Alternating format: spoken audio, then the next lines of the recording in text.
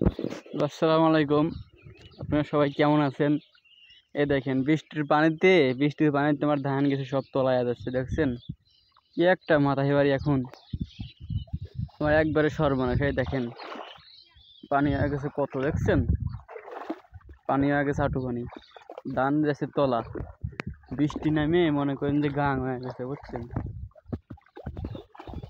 বিশাল একটা ক্ষতি হয়ে গেল। আমার এই জায়গায় 20 বিঘে ধান আছে। এই দেখেন ধান মনে করেন সব পড়ে যাচ্ছে। এই দেখেন ধান পড়ে গেছে, ধানে কিন্তু পানি হয়ে গেছে।